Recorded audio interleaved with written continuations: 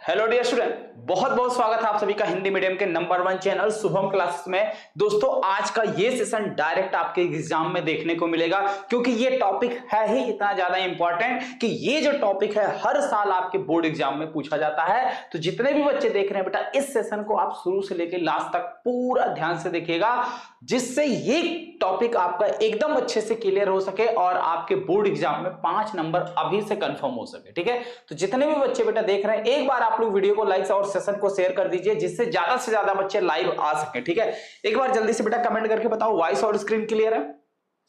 बात करने वाले हैं बेटा ओम के नियम की, और ये जो ओम का नियम है ये धारा तथा अनुगमन वेग के आधार पर पूछा जाता है। ध्यान दीजिएगा, ओम का जो नियम है, आप लोग कक्षा 10 में ओम का नियम पढ़े थे, लेकिन ये 10 वाला ओम का नियम आपसे परीक्षा में नहीं पूछा जाता। परीक्षा में क्या, इसमें 2 टॉपिक और ऐड करके पूछता। क्या पूछता है कि धारा तथा अनुगमन वेग के आधार पर ओम के नियम का निगमन कीजिए या ओम के नियम को सिद्ध कीजिए। ये क्वेश्चन एग्जाम में बहुत पूछा जाता है। ठीक है, तो चलिए आइए करते हैं सेशन की शुरुआत। और सेशन को शुरू करने से पहले आपको थोड़ी सी इंफॉर्मेशन मैं दे दूं। देखिए, शुभम क्लासेस से पढ़कर हर साल की तरह इस बार भी बच्चों ने इतिहास रचा है। और जैसा कि यहां पे आप देख रहे हैं कि शुभम क्लासेस से पढ़कर बच्चों ने पूरे उत्तर प्रदेश में टॉप किया है, यानी कि पूरे यूपी में रैंक 1 सबसे नंबर 1 पोजीशन पर भाई शुभम क्लासेस से पढ़ने वाला छात्र शुभम वर्मा। ठीक है, और उसके बाद देखिए यहां अनुज कुमार मिश्रा, ये वाराणसी जिले में नंबर 1 पोजीशन पर है। ठीक है, अनुज कुमार मिश्रा, और इनसे जो है आप लोग बात भी कर चुके हैं, इनका इंटरव्यू भी पड़ा हुआ, इस बच्चे का भी इंटरव्यू पड़ा हुआ। मतलब जितने भी टॉपर आपको दिखाई दे रहे हैं हर एक बच्चे का इंटरव्यू पड़ा हुआ है। और वहीं आप देखिए सोनाली वर्मा, ये महोबा से। ठीक है, और अभिनव भान जो है कासगंज से। ये सभी बच्चे अपने अपने डिस्ट्रिक्ट में नंबर 1 पोजीशन पर आए हुए हैं। और मैं उम्मीद करता हूं कि इस बार आप लोग भी इन्हीं बच्चों की तरह शुभम क्लासेस से पढ़कर पूरे उत्तर प्रदेश में तहलका मचाओगे। और इस बार ठीक है, यहां पर आपकी बिल्कुल जबरदस्त बड़ी सी फोटो होगी। ठीक है भाई, तो तैयार है सभी लोग?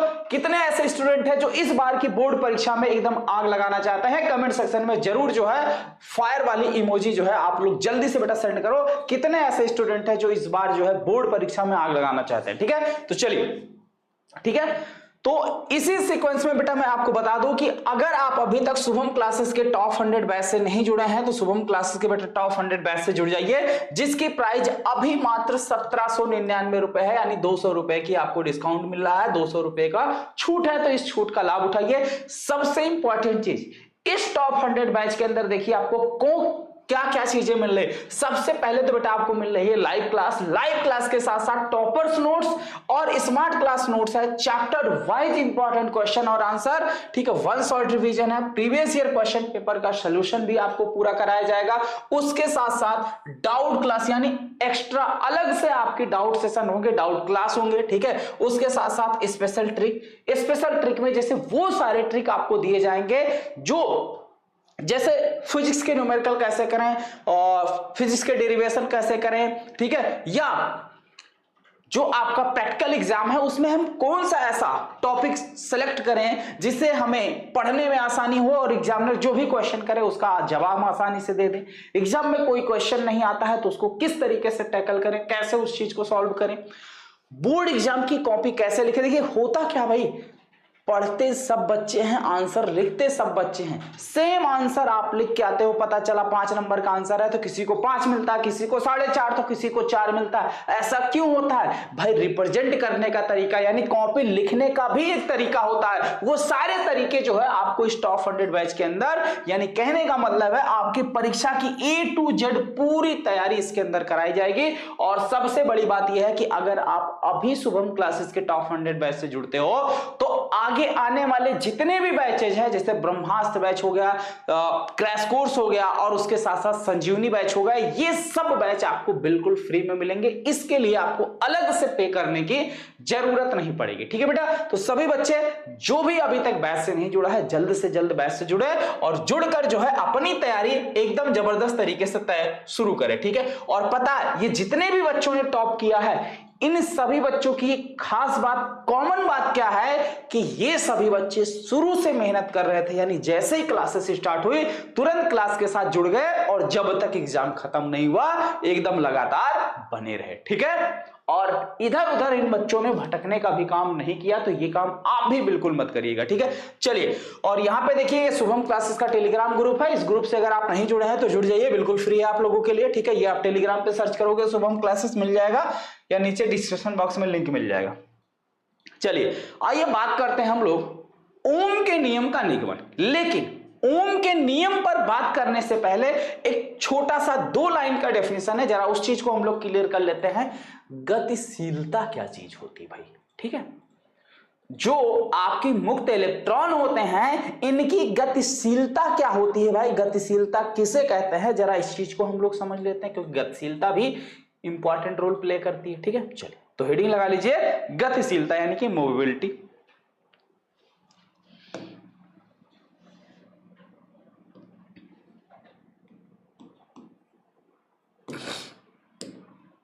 गतिशीलता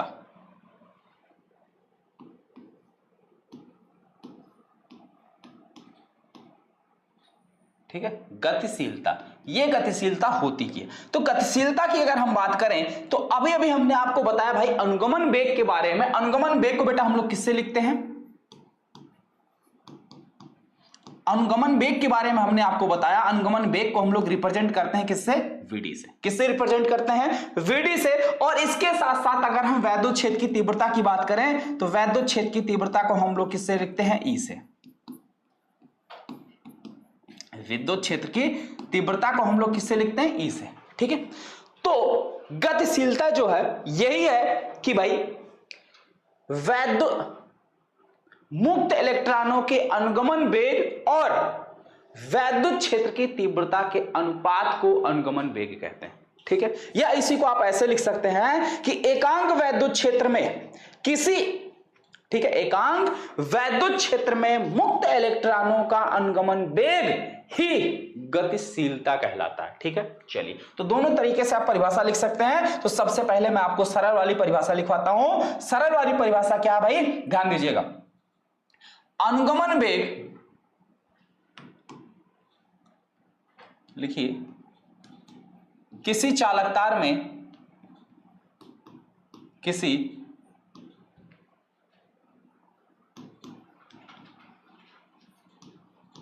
चालकतार में उपस्थित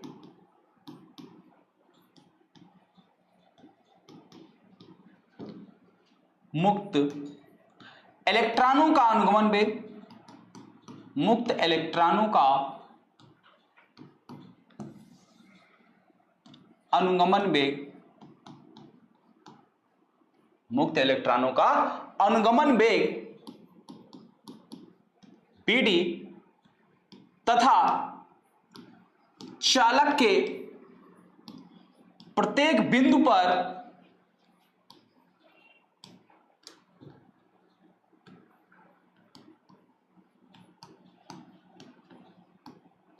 विद्युत क्षेत्र की तीव्रता,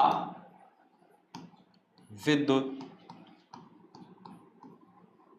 क्षेत्र की तीव्रता, विद्युत क्षेत्र की तीव्रता को हम लोग किससे लिखते हैं? ई से। विद्युत क्षेत्र की तीव्रता के अनुपात को, के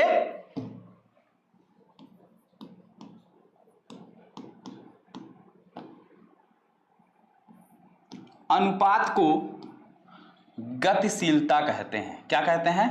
कि अनुपात को गतिशीलता कहते हैं।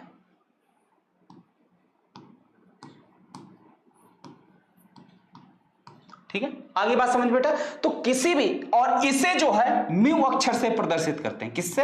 इसे म्यू से प्रदर्शित करते हैं। तो किस प्रदर्शित करते हैं? ठीक है, तो गतिशीलता म्यू बराबर क्या हो गई बेटा आपकी? तो म्यू बराबर हो गया आपका वीडी, ठीक है, और बटे में ई, पीडी बटे में ई। यही जो है आपकी गतिशीलता का क्या है? फार्मूला। यही जो है क्या भाई? आपकी गतिशीलता का फार्मूला। ठीक है, चलिए अब देखिए, यदि यही हम बोल दें, यदि वैद्युत क्षेत्र की जो तीव्रता है ई बराबर 1 न्यूटन पर कूलाम, क्या है? वैद्युत क्षेत्र की तीव्रता का जो मान है वो 1 न्यूटन पर कूलाम है, तब क्या होगा? तब म्यू बराबर आपका हो जा रहा vt, यानी जो उसका अनुगमन वेग है, ठीक है, वही उसकी गतिशीलता के बराबर हो जा रहा है। कब? जब उसका वैद्युत क्षेत्र क्या हो? 1 न्यूटन पर कूलम हो। तो अब यहां से दूसरी परिभाषा क्या बन सकती है बेटा, जरा उसको ध्यान दीजिएगा। दूसरी परिभाषा आपकी यहां से बन सकती है कि एकांक वैद्युत क्षेत्र में, एकांक का मतलब हो गया 1 वैद्युत क्षेत्र का मान, ठीक है, यानी कि एकांक वैद्युत क्षेत्र में, एकांक वैद्युत क्षेत्र में, एकांक वैद्युत क्षेत्र में किस मुक्त इलेक्ट्रॉनों का, मुक्त इलेक्ट्रॉनों का अनुगमन वेग ही, अनुगमन वेग ही गतिशीलता कहलाता है, गतिशीलता कहलाता है। एकदम अच्छे से बेटा आप सभी का क्लियर हो गया? बोलो हाँ या ना। देखो दोनों परिभाषा आपके एकदम अच्छे से क्लियर हो गई। एक तो मेन परिभाषा आपकी यहां से दिखाई दे रही है, और जो फार्मूले से आपने परिभाषा बनाया वो फार्मूला, वो परिभाषा यहां पे दिखाई दे रही है। तो उम्मीद है कि दोनों एकदम जबरदस्त तरीके से क्लियर हो गए होंगे, कोई दिक्कत नहीं ना, यहां तक सारा डाउट क्लियर है। चलिए अब जिस टॉपिक की हम बात करने वाले हैं उस टॉपिक पर बात करते हैं भाई, ओम के नियम। तो अब अगली हेडिंग लगा लो, धारा तथा अनुगमन वेग के आधार पर ओम के नियम का निगमन। और स्टार पॉइंट या इंपॉर्टेंट पॉइंट जो भी मार्क करना होगा बेटा मार्क कर लेना, क्योंकि ये आपके एग्जाम के लिए बहुत इंपॉर्टेंट है। और एक बार आप लोग सेशन को लाइक शेयर कर दीजिए, जिससे और भी ज्यादा से ज्यादा बच्चे जुड़ सके, ठीक है। चलिए तो अब हेडिंग लगाइए, धारा तथा अनुगमन वेग के आधार पर ओम के नियम का निगमन। धारा तथा अनुगमन वेग के आधार पर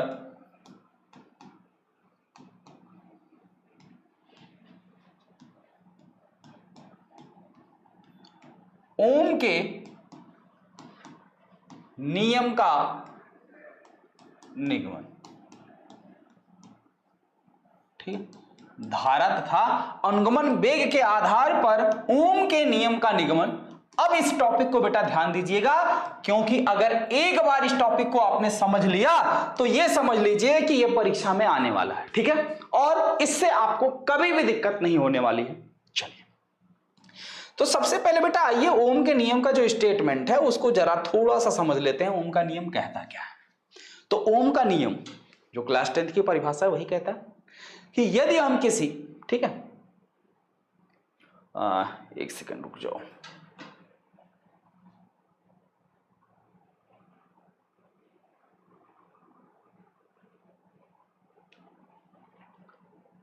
ये पूरा कैसे, चलो कोई बात नहीं, पूरा सेलेक्ट नहीं होगा, कोई दिक्कत नहीं है। चलिए तो सबसे पहले यहां पे, अच्छा पीछे जगह है तो यहां पे हम लोग ओम के नियम की बात कर लेते हैं, ठीक है, क्योंकि ओम का नियम कहता क्या है। चलो अच्छा यहां जगह नहीं, यही लिख लेते हैं।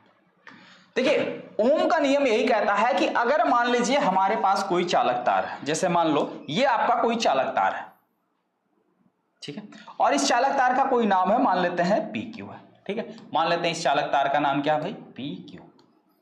पी क्यू ये आपका क्या है, कोई चालक तार है। अरे थोड़ा सा और मिट जाओ भाई, ठीक है, ये आपका एक चालक तार है पी क्यू, जिसकी लंबाई मान लीजिए एल है।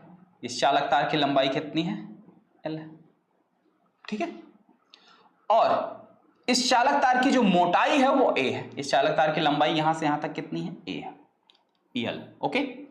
और इस चालक तार का जो क्षेत्रफल है, यानी इसके अनुप्रस्थ काट का क्षेत्रफल, यानी कि जो इसकी मोटाई है, अनुप्रस्थ काट के क्षेत्रफल का मतलब होता है ये जो मोटाई का एरिया है, इसी को हम बोलते हैं अनुप्रस्थ काट का क्षेत्रफल, ठीक, वो ए है। यदि हम किसी चालक तार की भौतिक अवस्था में कोई परिवर्तन ना करें, जैसे इसकी लंबाई हो गई, इसकी मोटाई हो गई, इसका ताप हो गया, इस पर कोई प्रेशर ना लगाएं, तब इस चालक तार में बहने वाली धारा इसके सिरों के बीच, ठीक है, बहने वाली धारा और इसके सिरों के बीच लगाए गए विभवांतर का जो अनुपात होता है, ठीक है, बी और आई का जो अनुपात होता है, यह सदियों एक नियतांक होता है। यही ओम का नियम कहता है। ठीक है, ओम का नियम यही कहता है कि यदि हम किसी चालक तार की भौतिक अवस्था में कोई परिवर्तन ना करें, ठीक है, तो उस चालक तार के सिरों के बीच लगाया गया विभवांतर और उस चालक तार में बहने वाली धारा का अनुपात सदैव एक नियतांक होता है। या आप ऐसे भी कह सकते हैं कि लगाया गया विभवांतर इसमें बहने वाली धारा के अनुक्रमानुपाती होता है। कैसे अनुक्रमानुपाती होता है? आपको भी पता है कि अगर हम ज्यादा वोल्ट की बैटरी बेटा लगाएंगे तो क्या होगा? करंट ज्यादा फ्लो होगा।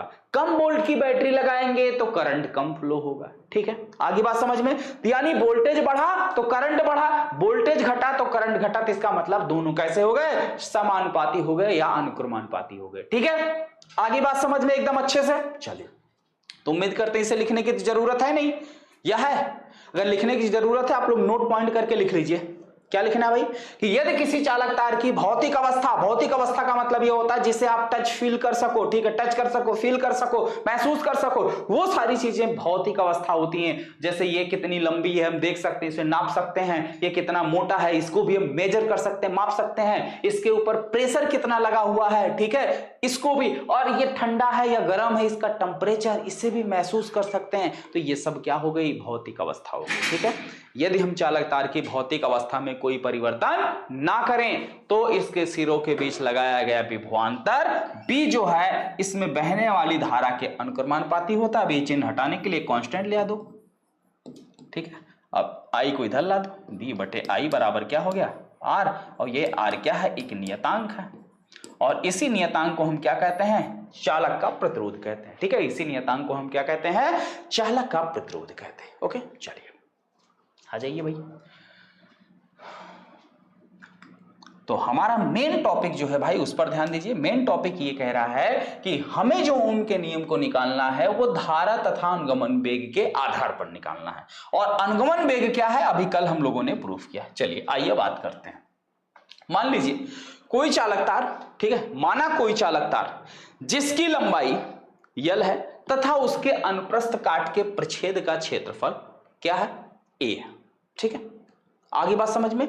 और इसके सिरों के बीच हमने क्या लगा दिया? एक बी वोल्ट का विभवांतर लगा दिया। ठीक है, इसके सिरों के बीच हमने क्या किया भाई? एक बी वोल्ट का विभवांतर लगा दिया। और विभवांतर लगाने के कारण इस चालक तार के अंदर जो मुक्त इलेक्ट्रॉन है उनका अनुगमन वेग क्या हो जाता है? बीडी हो जाता है। तब चालक में जो बहने वाली धारा आई होगी वो क्या होगी? आई बराबर N E A B D. कल जो हमने प्रूफ किया था वही चीज। तो आइए लिखते हैं इसको एकदम अच्छे से।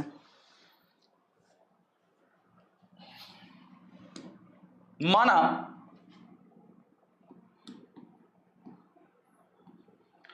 कोई चालक तार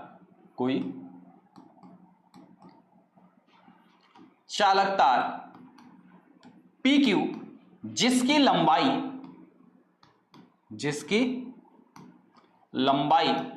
कितनी है? एल है, तथा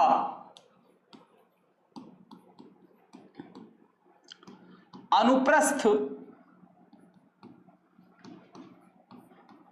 काट के परिच्छेद का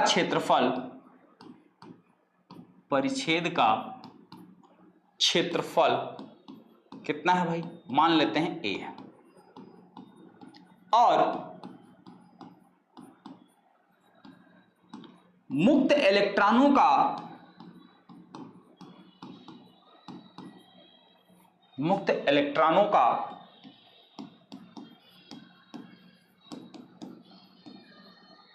अनुगमन वेग वीडी है और मुक्त इलेक्ट्रॉनों का अनुगमन वेग बीडी है। ठीक है, जब चालक तार के सिरों के बीच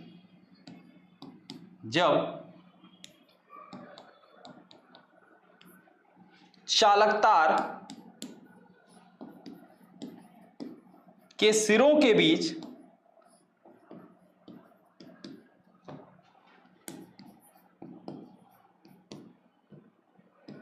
वी विभवांतर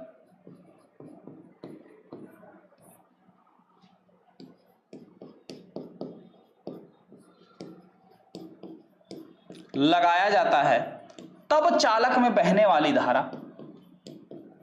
तब चालक में बहने वाली धारा कितनी हो जाएगी? धारा I बराबर NEAVD। ठीक है, इसमें कोई दिक्कत नहीं है, इस चीज को प्रूफ करने की कोई जरूरत है नहीं है, क्योंकि अभी कल ही जो है इसके बारे में हमने बात किया था। ठीक है, कल ही ये चीज मैंने आपका प्रूफ कराया था। ठीक है, तो इतनी बात समझ में आ गई? बोलो, ये आपका बन गया बेटा समीकरण नंबर 1। ठीक है, ये आपका बन गया समीकरण नंबर 1। या अभी समीकरण नंबर 1 ना बनाओ, इसमें थोड़ा सा 2-3 लाइन और ऐड कर लो, 2-3 लाइन और ऐड कर लो।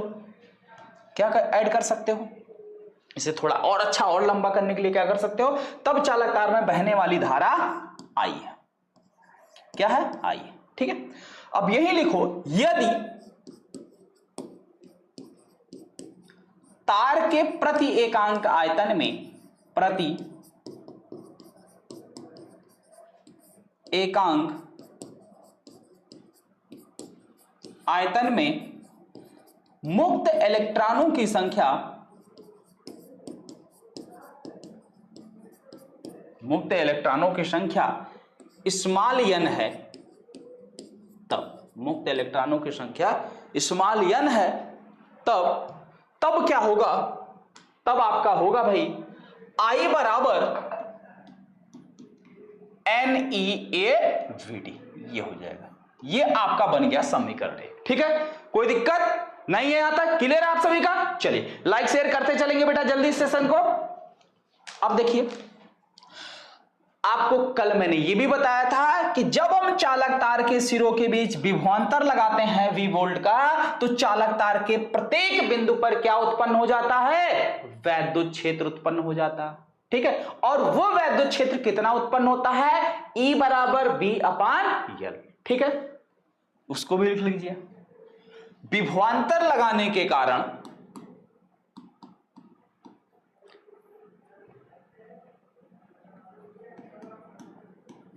विभवांतर B लगाने के कारण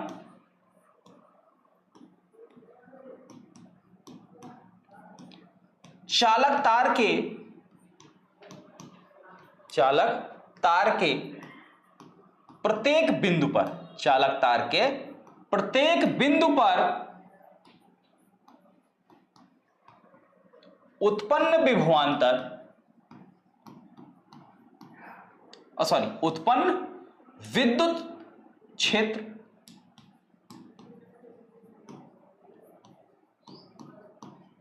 उत्पन्न वैद्युत क्षेत्र E बराबर क्या हो जाएगा? E बराबर हो जाएगा V/L। क्या होगा? V/L। ये बन जाएगा आपका समीकरण नंबर 2।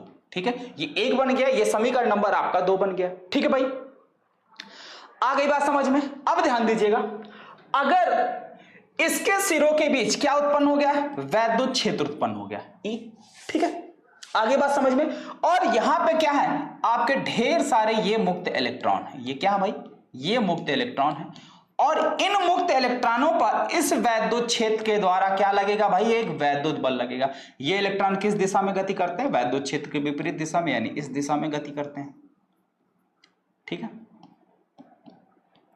अब आपको पता है कि अगर कोई भी आवेश या कोई भी इलेक्ट्रॉन किसी वैद्युत क्षेत्र में गति करता है तो उस पर एक वैद्युत बल लगता है। अब जितने भी मुक्त इलेक्ट्रॉन हैं, हर एक मुक्त इलेक्ट्रॉन पर इस वैद्युत क्षेत्र के कारण एक वैद्युत बल लगेगा, और वो वैद्युत बल कितना लगेगा? F बराबर Q गुणे E। अब यहां Q का मतलब क्या है? इलेक्ट्रॉन पर लग रहा है, तो मतलब E गुणे E हो जाएगा। ठीक है, यानी स्मॉल E गुणे कैपिटल E। ओके, समझ गए? चलिए आइए लिखिए, वैद्युत क्षेत्र के कारण, ठीक है, वैद्युत क्षेत्र के कारण या वैद्युत क्षेत्र के द्वारा मुक्त प्रत्येक मुक्त इलेक्ट्रॉन पर लगने वाला वैद्युत बल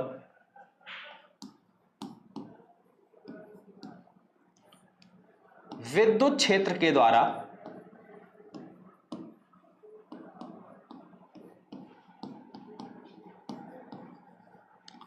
प्रत्येक मुक्त इलेक्ट्रॉन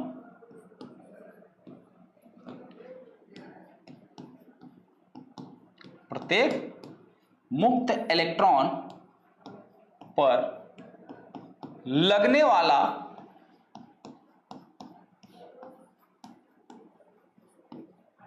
वैद्युत बल F बराबर क्या हो जाएगा, E इंटू ई।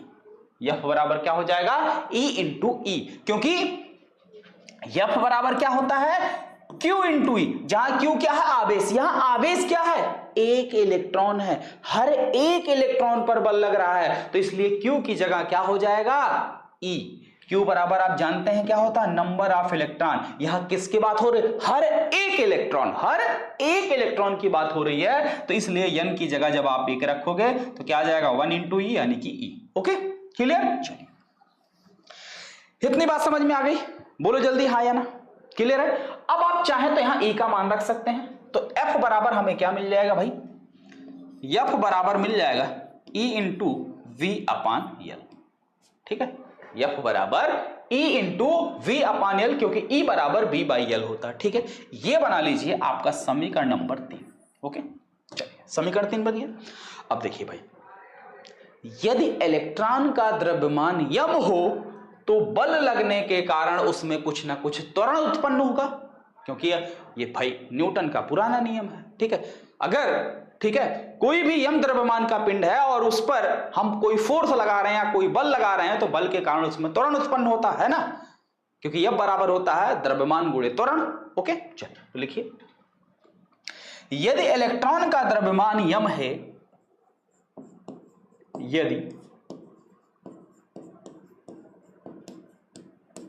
इलेक्ट्रॉन का द्रव्यमान यम है, तो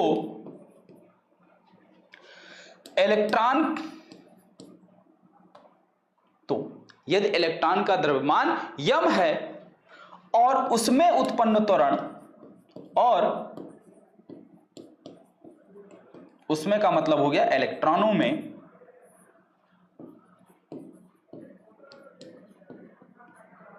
उत्पन्न त्वरण ए हो, क्या हो, ए हो, तब उत्पन्न त्वरण ए हो, तब ए बराबर क्या होता है, ए बराबर होता है F अपान एम। त्वरण बराबर क्या होता है भाई, देखिए ये बेसिक फार्मूला है, बल बराबर क्या होता है, बल बराबर होता है द्रव्यमान और गुणे त्वरण, यानी F बराबर हो जाएगा यम गुणे ए। तो A बराबर क्या हो जाएगा, यम से इधर गुणा इधर भाग हो जाएगा, इतना बेसिक्स तो समझ में आ रहा ना, तो इसलिए हमने डायरेक्ट लिख दिया। ठीक है चलिए, उत्पन्न त्वरण A बराबर F अपान एम। अब F का ये मान रख लो भाई, यहां F की जगह E into V upon L और नीचे हो गया एम। अब ये क्या हो गया, EB अपान एल एम, ये हो गया आपका समीकरण नंबर 4। ठीक है भाई, या हमने क्या किया, F का मान समीकरण नंबर 3 से, देखिए एक एक स्टेप करके हम लोग क्या कर रहे हैं, सबका मान रखते हुए चल रहे हैं। हर एक स्टेप देखिए दूसरे स्टेप से बेटा क्या है, जुड़ा हुआ है। ठीक है, तो इसलिए अगर कोई भी स्टेप बीच में मिस करते हैं तो फिर दिक्कत हो जाएगी लास्ट तक पहुंचने में। ठीक है, यहां तक बात समझ में आ गई समीकरण नंबर 4 तक। चलिए अब आगे बढ़ते हैं, अगला स्टेप देखिए। अब आपको बेटा पता है कि ये जो इलेक्ट्रॉन है, ठीक है, ये जो मुक्त इलेक्ट्रॉन है, ये धातु के अंदर या चालक तार के अंदर क्या होते हैं, आपस में धन आयनों से टकराते हैं। कॉन्सेप्ट क्या है, अनुगमन वेग का कॉन्सेप्ट यही ना बताया था, जब किसी भी चालक तार के सिरों के बीच हम विभवांतर लगाते हैं तो चालक तार के अंदर जो मुक्त इलेक्ट्रॉन होते हैं वो विभवांतर लगाने के कारण क्या होते हैं, त्वरित हो जाते हैं। अब कितने बल से, मतलब कितने त्वरित होते हैं, त्वरण का मान हमने निकाल लिया, तो इसी मान से वो क्या होते हैं, त्वरित हो जाते हैं, और त्वरित होकर क्या करते हैं, आपस में धन आयनों से टकराते हैं। ठीक, आपस में धन आयनों से टकराते हैं।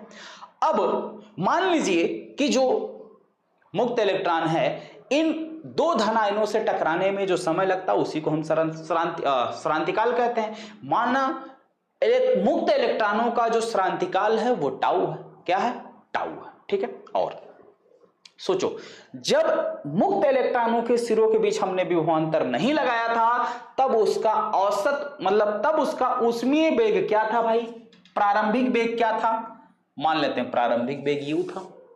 ठीक है, जब इसमें हमने क्या किया, विभवांतर लगाया, इसमें त्वरण मिला, तब इसका अंतिम वेग क्या हो जाएगा, v बराबर u प्लस a t, यही ना होता है। AT। अब यहाँ T क्या है? समय। लेकिन यहाँ समय क्या है? यहाँ समय आपका क्रांतिकाल है, तो यानी क्या हो जाएगा? A tau. क्या हो जाएगा?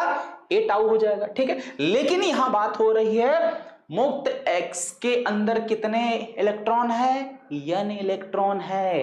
तो मान लेते हैं पहले इलेक्ट्रॉन का जो वेग था वो U1, दूसरे का जो था U2, तीसरे का U3 up to so on dot dot, ये क्या था? U1। ठीक है, U1। और जब इसमें क्या होता था? त्वरण यानी विभवांतर लगाने के पश्चात जब इलेक्ट्रॉन त्वरित हो जाता है तब इसका औसत इसमें वेग, विभवांतर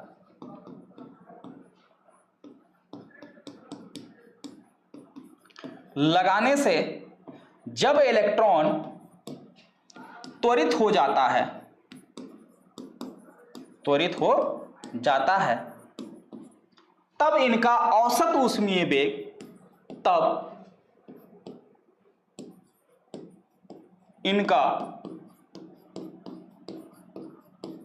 औसत वेग कितना हो जाएगा भाई? औसत ऊष्मीय वेग को ही हम लोग क्या बोलते हैं? Vd बोलते हैं। क्या बोलते हैं? Vd। और ये कितना हो जाएगा? तब इनका अंतिम वेग, तब इनका वेग क्या हो जाता है? U1 plus A tau 1। ठीक है, दूसरे का हो जाएगा U2 प्लस A टाउ 2। इसी तरीके से लास्ट वाले का हो जाएगा UN plus A tau n हो जाता है।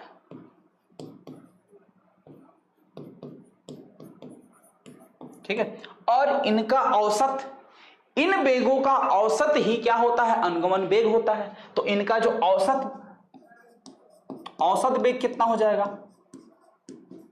औसत वेग को ही अनुगमन वेग कहते हैं। तो Vd बराबर क्या हो जाएगा? सबको जोड़ लो, U1 plus A tau 1 plus U2 plus A tau 2 plus up to so on UN plus A tau n। ठीक है, और सबको जोड़कर नंबर ऑफ इलेक्ट्रॉन से भाग कर दो। कितने इलेक्ट्रॉन है? n इलेक्ट्रॉन है। तो ये औसत निकल गया। ये क्या हो गया?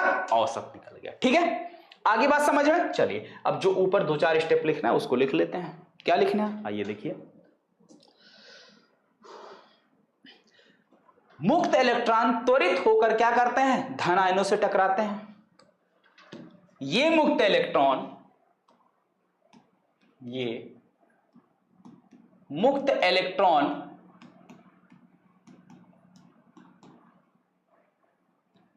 त्वरित होकर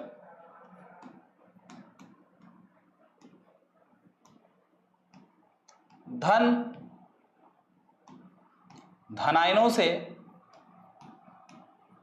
टकराते हैं। धनायनों से क्या करते हैं बेटा? टकराते हैं। ठीक, और माना दो क्रमागत इलेक्ट्रॉनों के बीच जो टक्कर का समय है उसी को क्रांतिकाल कहते हैं। तो ये चीज हम डायरेक्ट लिख लेते हैं। ठीक है, और दो लगातार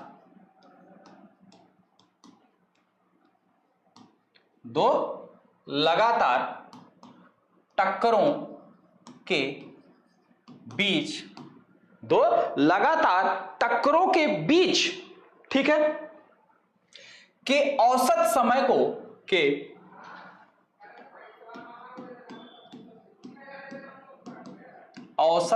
को क्रांतिकाल कहते हैं। क्या कहते हैं? क्रांतिकाल। ये तो आपको बता चुका हूं, टाउ कहते हैं। ठीक है, आगे बात समझ में?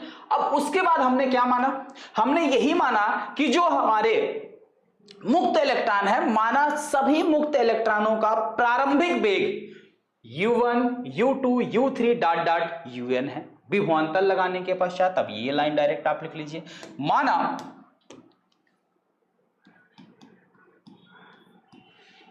मुक्त इलेक्ट्रॉनों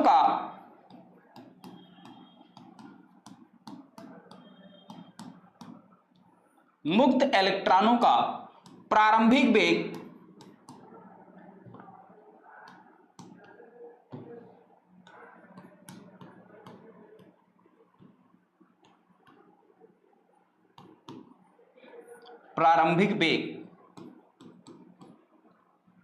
un, u2, u3 dot dot un है। ठीक है, प्रारंभिक वेग यहां से un u2। विभवांतर लगाने के पश्चात ये क्या हो जाते हैं, त्वरित हो जाते हैं। ओके, चलिए अब आ जाइए।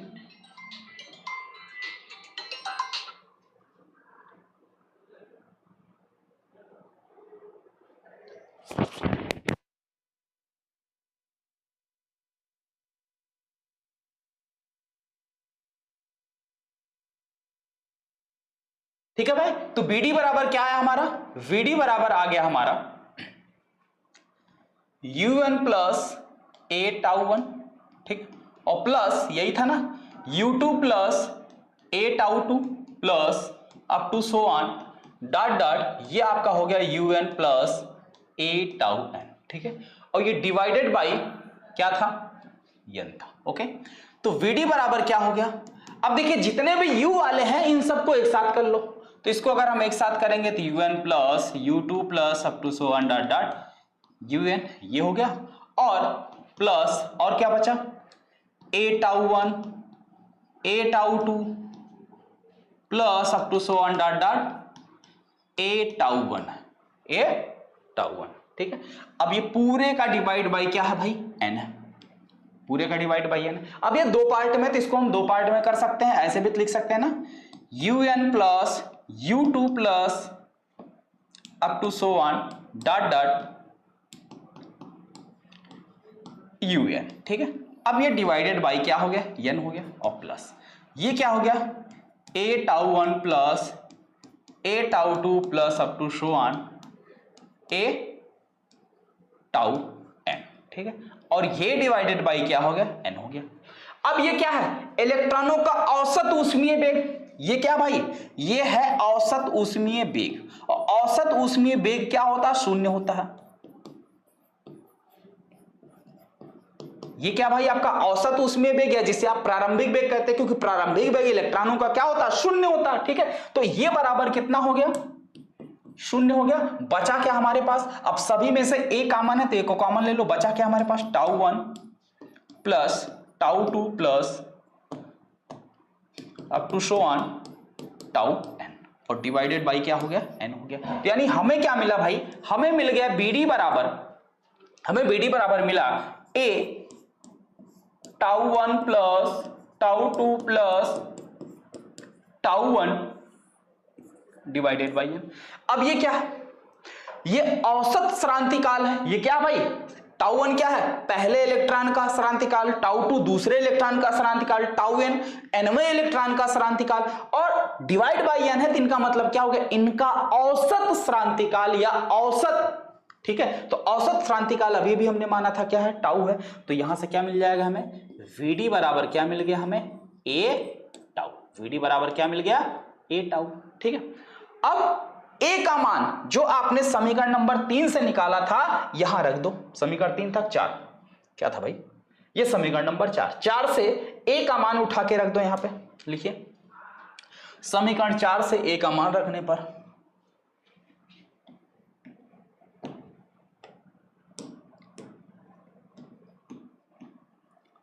समीकरण 4 से ए का मान रखने पर, ठीक है, तो VD बराबर क्या हो गया, ए बराबर क्या था, EV अपान LM इंटू टाउ। ठीक है, आगे बात समझ में। अब यही VD का मान उठा के समीकरण नंबर 1 में रख दो, VD का मान समीकरण 1 में रखने पर,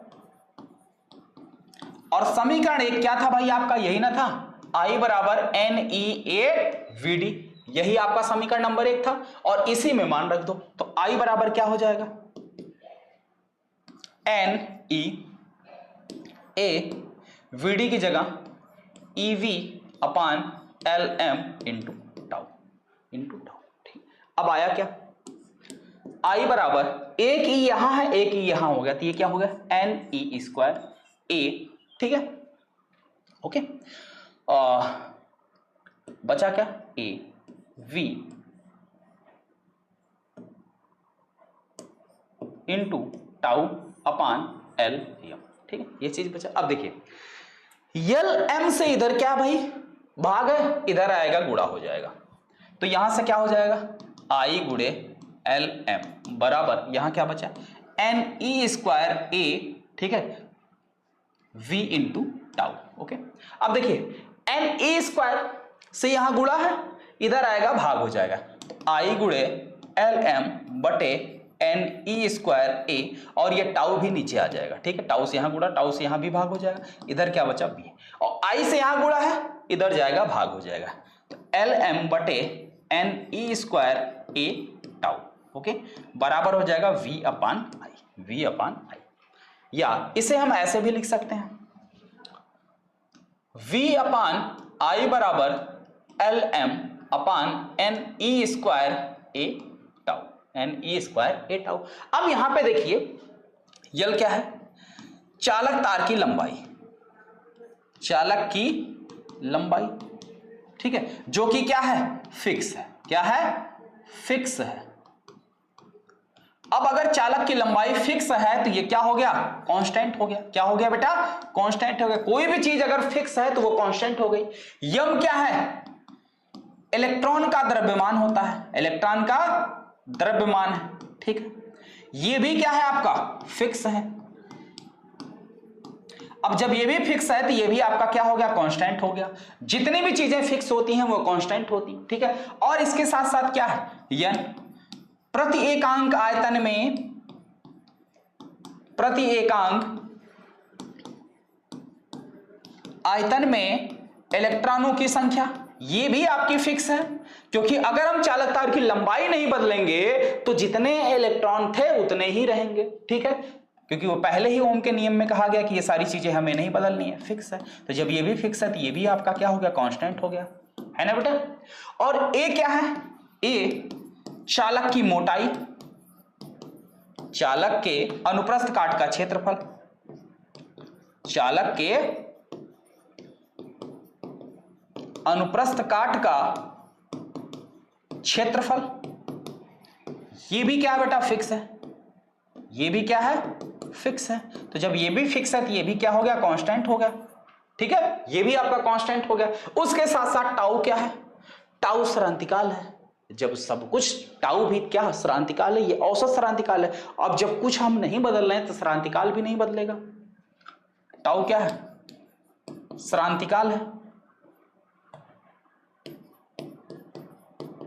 ये भी क्या है फिक्स है, तो ये भी क्या हो गया बेटा कांस्टेंट हो गया। जब सब कुछ कांस्टेंट हो गया तो यानी ये टोटल आपका क्या हो गया v अपान आई बराबर हमको क्या मिल गया कांस्टेंट मिल गया, क्या मिल गया कांस्टेंट मिल गया, या इसी को हिंदी में नियतांक बोलते हैं, क्या बोलते हैं नियतांक बोलते हैं। और यही तो ओम का नियम है भाई कि b और i का अनुपात जो है सदैव क्या होता है एक नियतांक होता है, ठीक है, और इसी नियतांक को हम लोग क्या बोलते हैं, ठीक है, यही तो ओम का नियम है, यही ओम का नियम है।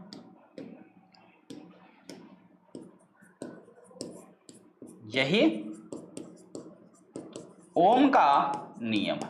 चलिए एक बार फिर से समझा देता हूं, ध्यान दीजिएगा, यही क्या है, यही जो है ओम का नियम है। यहां तक बेटा आप सभी को बात समझ में आ गई, जल्दी से कमेंट बॉक्स में बताओ हाँ या ना। एक बार फिर से समझा दे रहा हूं कि कैसे कैसे चीजें हो रही हैं।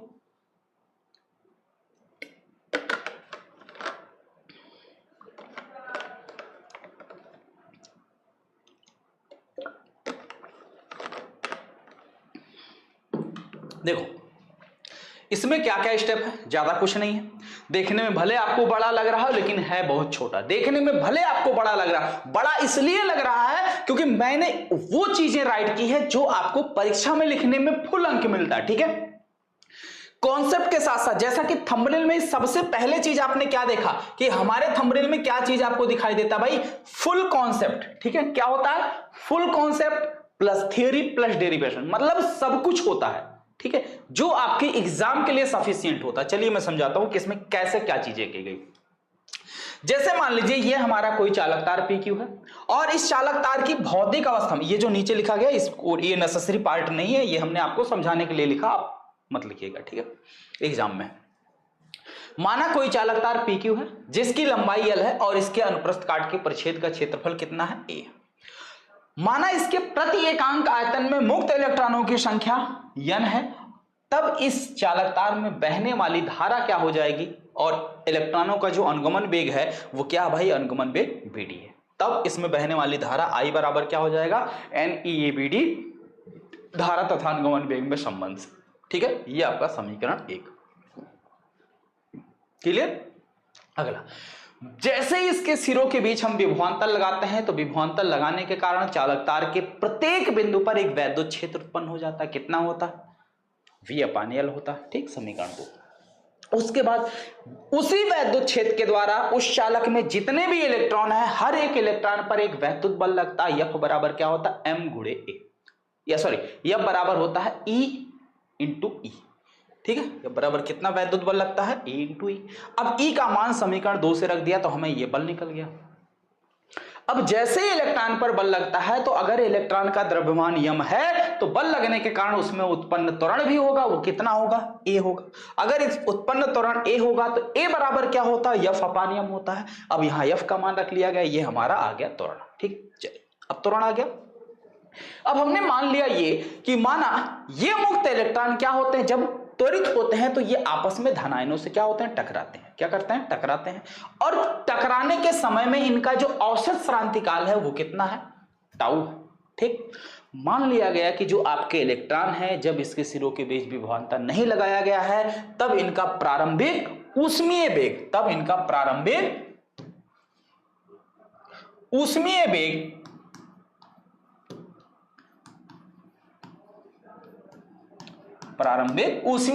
U1 U2 U3 dot dot UN। ठीक, जब विभवांतर लगाया जाता है तो इलेक्ट्रॉन त्वरित हो जाते हैं, और त्वरित होने के बाद, ठीक है, त्वरित हो जाता है और त्वरित होने के बाद इनका वेग U1 U2 U3 ये चीज हो जाता है। ठीक है, आगे बात समझ में क्लियर है। जैसे देखिए, अगर इलेक्ट्रॉन त्वरित होगा तो पहले इलेक्ट्रॉन का श्रांतिकाल अगर τ1 होगा, ठीक है, तो उसका औसत ऊष्मीय वेग U1 + A τ1। दूसरे का अगर τ2 है तो U2 + A τ2। अब इतना लिखने की अगर सीधे शॉर्ट फॉर्म में लिख दिया गया, ठीक है, कोई दिक्कत। तो अब इनका क्या, ये हो गया। अब यहीं पर एक चीज आपको याद आनी चाहिए कि जो अनुगमन वेग की परिभाषा है, इसी के औसत वेग को ही अनुगमन वेग कहते हैं। तो सबका औसत हमने ले लिया। औसत कैसे लिया जाता है, सबको जोड़ दो और भाग लगा दो। जितने, जैसे मान लो 10 लोग हैं, 10 का औसत लेना है तो 10 लोगों को जोड़ दो, 10 से भाग लगा दो। तो यहाँ पे टोटल कितने हैं, n इलेक्ट्रॉन है, तो n इलेक्ट्रॉन के वेग को हमने जोड़ के n से भाग लगा दिया, औसत वेग आ गया। ठीक है, ये आपका क्या आ गया भाई, औसत वेग आ गया। ओके, अब इसमें U1 U2 U सबको एक साथ हमने कर लिया, टाउ वाले को एक साथ कर लिया। अब इसको देखा तो ये क्या है, ये प्रारंभिक औसत ऊष्मीय वेग है भाई। ये क्या है, U1 U2, ये हमने क्या माना था, प्रारंभिक वेग माना था। और प्रारंभिक औसत ऊष्मीय वेग क्या होता है, शून्य होता है। यानी अगर, क्यों शून्य होता है, सोचो, अगर औसत ऊष्मीय वेग शून्य नहीं होगा तो बिना विभवांतर लगाए ही हमें करंट मिलेगा, बिना विभवांतर लगाए ही करंट हमें मिलेगा।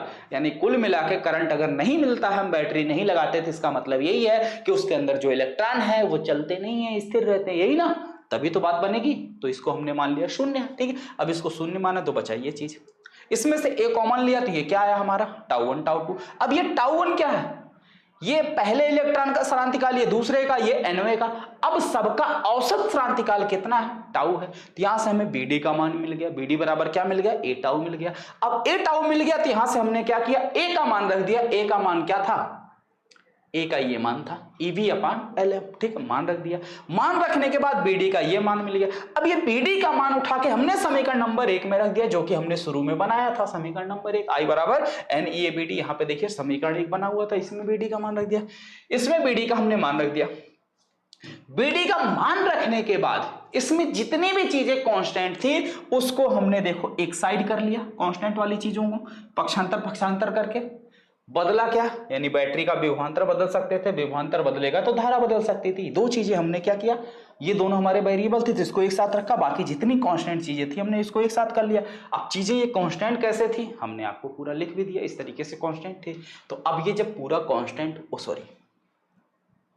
अब जब बेटा ये पूरा क्या हो गया, कांस्टेंट हो गया, तो B और I का अनुपात क्या होता, कांस्टेंट होता। यही तो ओम का नियम है, यही क्या है, ओम का नियम है। और ये क्या चीज है भाई, इसी को हम लोग प्रतिरोध के नाम से जानते हैं, इसी को हम लोग क्या बोलते हैं, प्रतिरोध बोलते हैं, प्रतिरोध के नाम से जानते हैं। ठीक है, तो अब यहां तक बेटा आप सभी का क्लियर हो गया, बोलो हाँ या ना।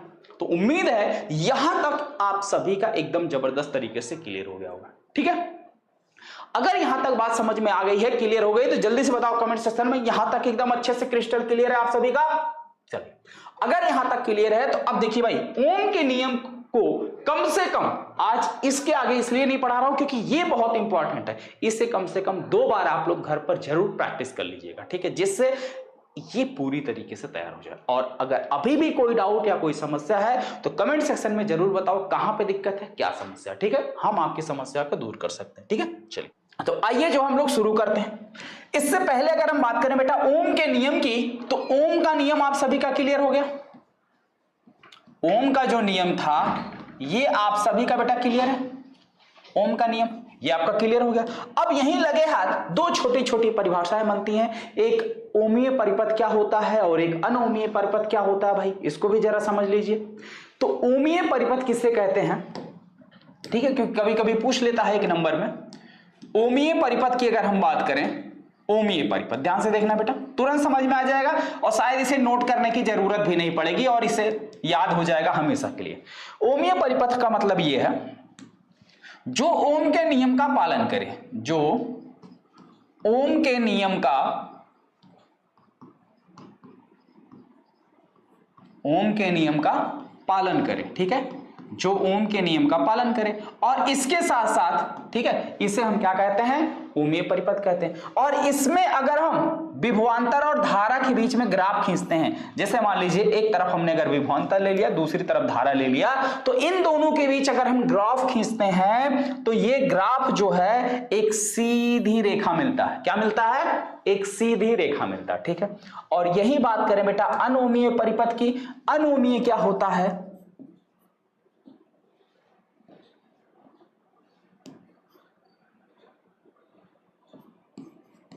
अनओमीय परिपथ क्या होता है, इसको देखिए। तो अनओमीय परिपथ जो ओम के नियम का पालन ना करे, जो ओम के नियम का पालन ना करे, जो ओम के नियम का पालन ना करे, उसे हम कहते हैं अनओमीय परिपथ। और इसमें जब हम धारा और विभवांतर के बीच में बेटा ग्राफ खींचते हैं, ठीक है, इसमें जब धारा और विभवांतर के बीच में ग्राफ खींचा जाता है तो हमें सीधी रेखा नहीं बल्कि कैसे मिलती है, टेढ़ी मेढ़ी, मतलब सीधी रेखा नहीं मिलती, बाकी किसी भी प्रकार की कोई रेखा मिल सकती है। ठीक है, आ रही बात समझ में। तो ये जहां भी आपको इस तरीके का ग्राफ नजर आएगा वो समझ लीजिएगा कैसा परिपथ है हमारा, कैसा सर्किट है, अनओमीय, जो ओम के नियम को फॉलो नहीं करता। ठीक है, इतनी बात बेटा बात समझ में आ गई, क्लियर है यहां तक। अब जैसे इसमें अगर आपसे एग्जांपल पूछ लिया जाए तो बहुत सारे एग्जांपल है, तांबे का तार हो गया, टंगस्टन हो गया, पारा हो गया, ये सब के सब ओमीय परिपथ के एग्जांपल है। और अनओमीय में सबसे सही एग्जांपल आप दे सकते हैं, जैसे आपके घरों में भैया लगा हुआ होता है, क्या लगा हुआ होता है, विद्युत बल्ब हो गया। ठीक है, टार्च का बल्ब हो गया। ठीक है, ये सब के सब आपके कैसे परिपथ हैं, अनओमीय। ठीक है, क्लियर है यहां तक, बोलिए यहां तक बातें क्लियर हो गई। चलिए अब अगली हेडिंग लगाइए वैद्युत प्रतिरोध, जिसके बारे में आज के इस सेशन में काफी डिटेल में हम लोग बात करने वाले हैं। तो जल्दी से बेटा एक बार हेडिंग लगाइए वैद्युत प्रतिरोध, और सभी बच्चे एक बार सेशन को लाइक शेयर करेंगे जल्दी से। वैद्युत प्रतिरोध,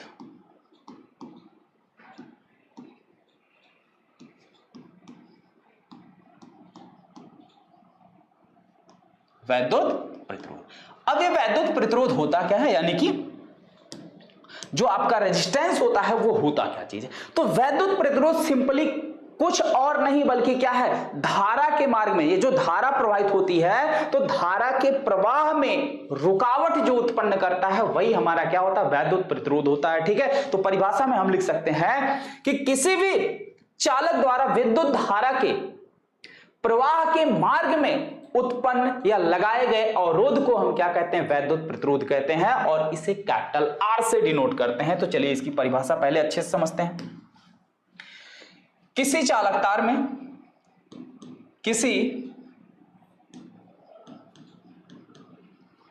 चालक में विद्युत धारा या विद्युत धारा के प्रवाह के मार्ग में, विद्युत धारा के प्रवाह के मार्ग में उत्पन्न, ठीक है, उत्पन्न अवरोध को या रुकावट को, अवरोध या रुकावट को विद्युत प्रतिरोध कहते हैं। क्या कहते हैं भाई? विद्युत प्रतिरोध कहते हैं। विद्युत प्रतिरोध कहते हैं। क्लियर है? एकदम अच्छे से बात समझ में आ गई बेटा। विद्युत प्रतिरोध कहते हैं।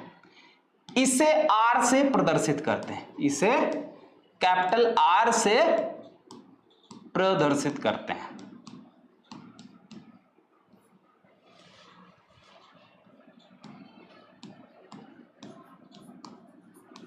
ठीक है, इसे कैपिटल आर से प्रदर्शित करते हैं। ठीक है, आगे बात समझ में क्लियर है एकदम अच्छे से सभी का? चलिए अब ध्यान से देखिए, यदि किसी चालक तार के सिरों के बीच हम बी विभवांतर लगाते हैं और उसमें बी विभवांतर लगाने से आई धारा प्रवाहित होती है, तब उस चालक का जो प्रतिरोध होगा वो कितना होगा? यदि किसी चालक के सिरों के बीच, चालक के सिरों के बीच वी विभवांतर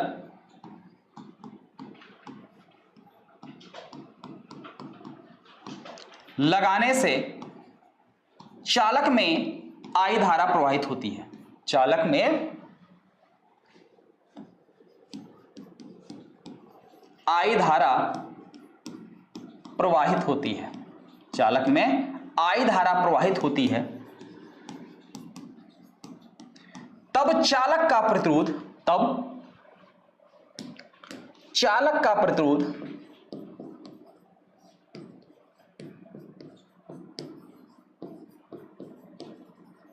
तब चालक का प्रतिरोध R बराबर क्या हो जाएगा?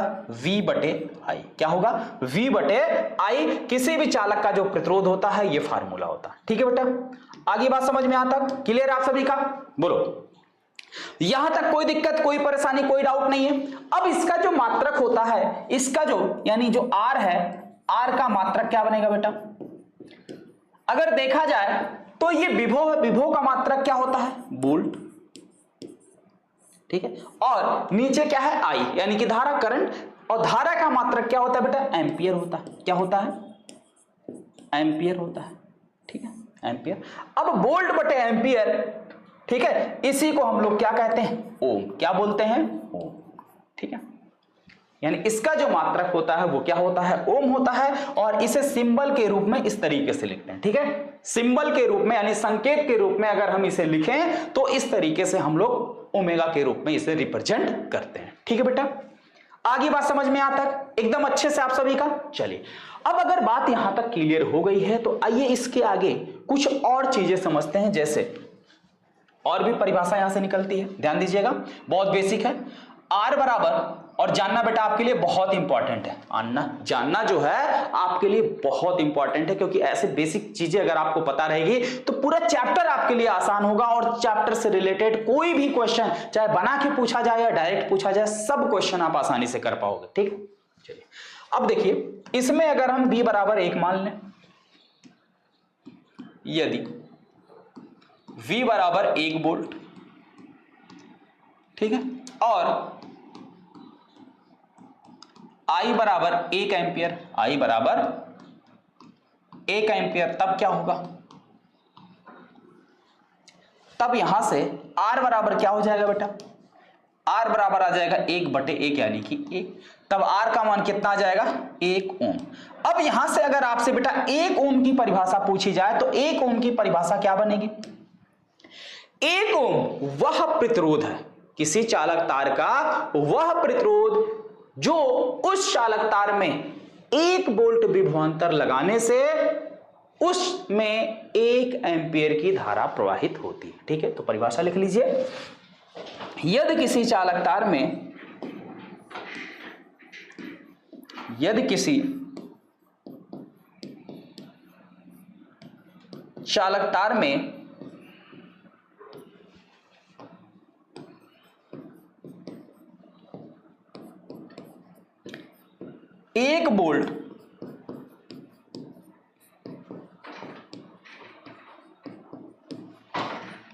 एक वोल्ट विभवांतर लगाने से, यदि किसी चालक तार में 1 वोल्ट विभवांतर या चालक तार के सिरों पर 1 वोल्ट विभवांतर लगाने से उसमें बहने वाली धारा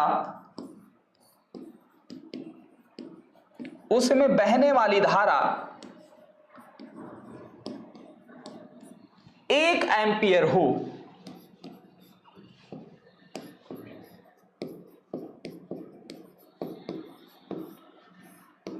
एम्पीयर हो, तो उस चालक का प्रतिरोध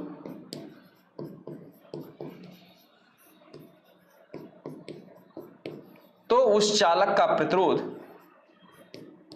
1 ओम होगा। तो उस चालक तार का प्रतिरोध 1 ओम होगा।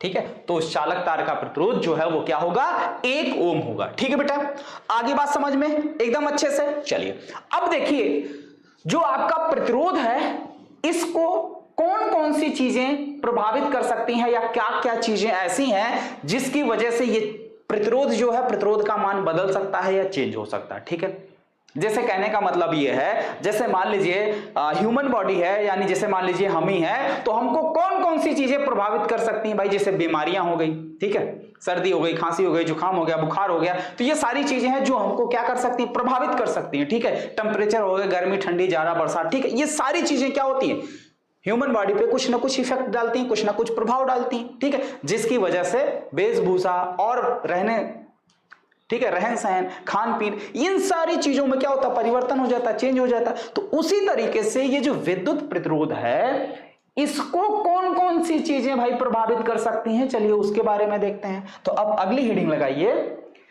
विद्युत प्रतिरोध को प्रभावित करने वाले कारक। विद्युत प्रतिरोध को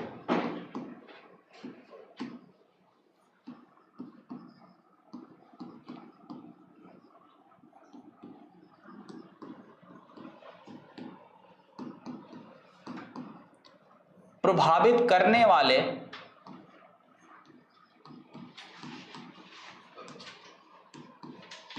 कारक। ठीक है, विद्युत प्रतिरोध को प्रभावित करने वाले कारक।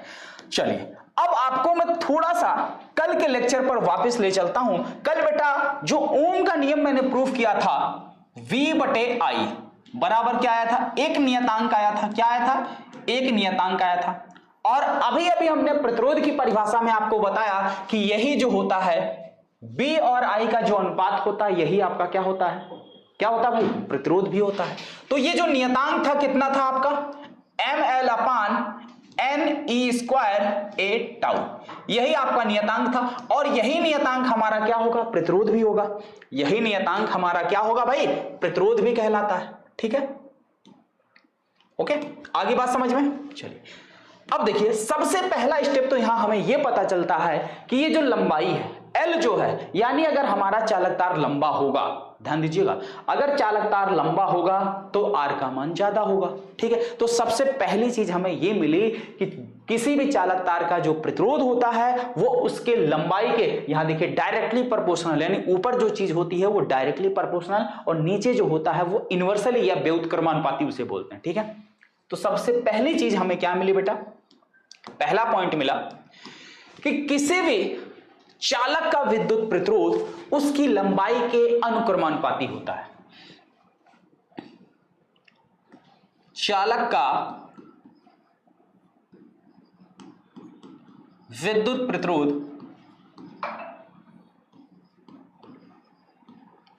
चालक का विद्युत प्रतिरोध चालक की लंबाई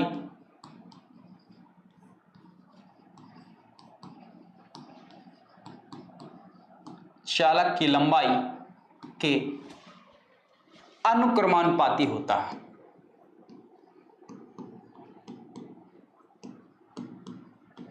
अनुक्रमानुपाती होता है, ठीक है। अर्थात इसे हम लिख सकते हैं कि जो चालक तार का प्रतिरोध है ये डायरेक्टली प्रोपोर्शनल होता है किसके?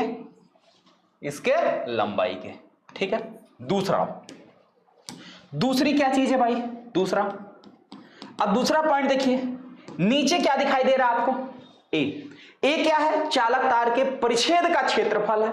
यानी अगर परिच्छेद का क्षेत्रफल ज्यादा होगा तो आर का मान कम होगा। यानी अगर हमें जैसे 100 रुपए को 10 लोगों में बांटना है तो हमें हर एक को 10-10 मिलेगा, लेकिन अगर वही 100 रुपए 2 लोगों में बांटना हो तो 50-50 मिलेगा।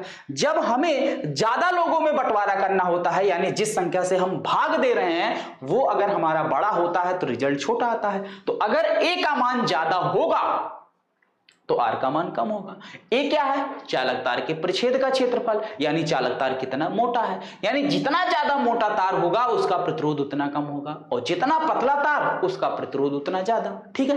तो आ रही बात समझ में? दूसरी चीज ये समझ में आया कि चालक का विद्युत प्रतिरोध, ठीक है, चालक के परिच्छेद के क्षेत्रफल के, अब वो क्षेत्रफल कहां? नीचे, तो मतलब व्युत्क्रमानुपाती होता है। चालक का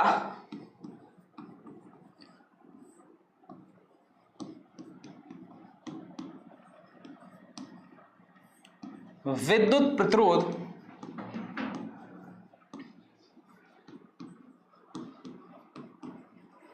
चालक के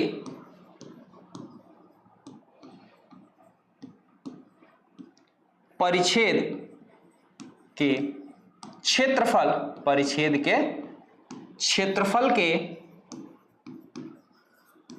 व्युत्क्रमानुपाती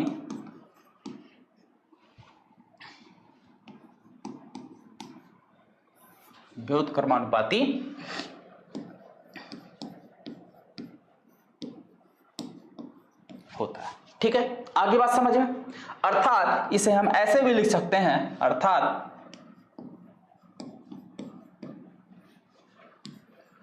R प्रोपोर्शनल 1/A, ठीक है। R proportional 1/A, clear? चलिए, अब तीसरा क्या है भाई? देखिए, अब तीसरी जो चीज है बेटा, इस चीज को ध्यान दीजिएगा। ये n जो है, n क्या है? एकांक आयतन में मुक्त इलेक्ट्रॉनों की संख्या। अगर इलेक्ट्रॉनों की संख्या ज्यादा होगी तो आर का मान कम होगा, यानी प्रतिरोध कम होगा। यानी ऐसे पदार्थ जिनमें मुक्त इलेक्ट्रॉनों की संख्या ज्यादा होती है उसका प्रतिरोध कम होता है, और जिसमें मुक्त इलेक्ट्रॉनों की संख्या कम होती है उसका प्रतिरोध क्या होता है? ज्यादा होता है, ठीक है। चलिए अगली बात भी लिख लेते हैं। तीसरा,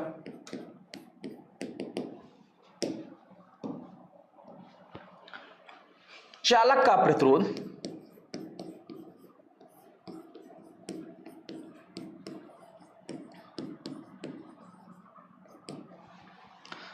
तार के या चालक के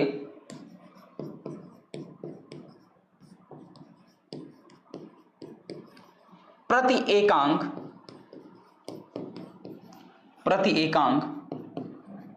आयतन में मुक्त इलेक्ट्रॉनों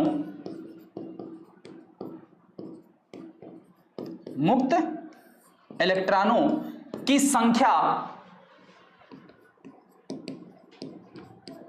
संख्या के व्युत्क्रमानुपाती होता है।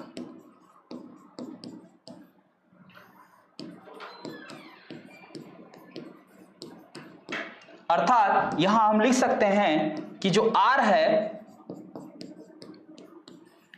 किसके 1/n के व्युत्क्रमानुपाती होता है।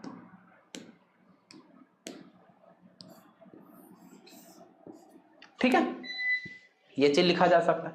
और चौथा क्या इंपॉर्टेंट चीज है भाई, चौथी बात क्या लिख सकते हैं हम लोग, चौथी चीज ये है भाई, देखिए अब यम क्या है, इलेक्ट्रॉन का द्रव्यमान है, ये तो बदलने वाला नहीं। ई क्या है, इलेक्ट्रॉन का आवेश है, ये भी बदलने वाला नहीं। अब बचा क्या हमारे पास, टाउ। क्या है, टाउ। अब सोचिए टाउ क्या है, जो मुक्त इलेक्ट्रॉन थे, मुक्त इलेक्ट्रॉन जो थे जब वो त्वरित होते थे तो त्वरित होकर दो क्रमागत धन आयनों से टकराने में जो समय लगता था उसी को हम लोग श्रांतिकाल या टाउ बोलते थे। ठीक है, तो ये टाउ क्या है, श्रांतिकाल है, यानी दो क्रमागत इलेक्ट्रॉनों के बीच टक्कर होने का समय है। सोचिए अगर हम चालक तार को क्या करें, गर्म कर दें, यानी उसे हीट प्रोवाइड कर दें, तो जो टक्कर का समय है वो क्या हो जाएगा, कम हो जाएगा। यानी कहने का मतलब ये है कि जो मुक्त इलेक्ट्रॉन हैं वो और तेजी से भगेंगे, तो जब और तेजी से भगेंगे तो कम समय में टकराएंगे, जल्दी टकराएंगे। ठीक है, तो जब जल्दी टकराएंगे तो टाउ का मान क्या होगा, कम हो जाएगा। जब टाउ का मान कम हो जाएगा तो आर का मान बढ़ जाएगा। यानी ताप बढ़ाने पर मुक्त इलेक्ट्रॉनों का श्रांतिकाल यानी कि टाउ घट जाता है, जिसके कारण चालक तार का प्रतिरोध बढ़ जाता है। ठीक है, तो यानी क्या समझ में आया कि अगर हम किसी भी चालक तार को गर्म करें या चालक तार अगर हमारा गर्म हो गया है तो उसका प्रतिरोध क्या होता है भाई, बढ़ जाता है। ठीक है, चौथी इंपॉर्टेंट चीज, ताप बढ़ाने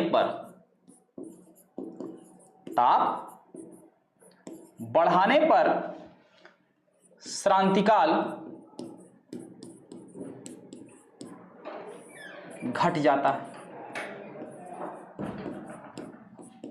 जिसके कारण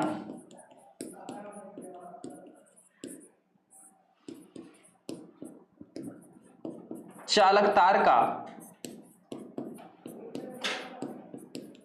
प्रतिरोध बढ़ जाता है।